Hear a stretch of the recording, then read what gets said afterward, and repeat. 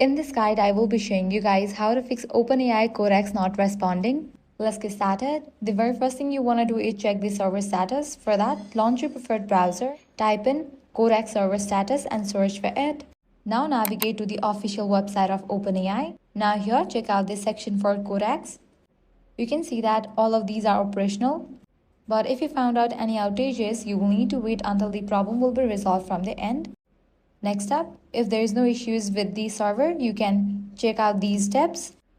Launch Codex, sign out of OpenAI account, then sign in back. Authentication issues and expired sessions are among the most common causes of Codex not responding. Next up, if you are using Codex desktop app or CLI, make sure you are connected to a stable internet connection.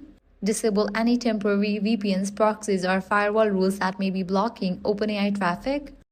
You should also update Codex to the latest version. Older versions may contain bugs that have already been fixed in newer releases.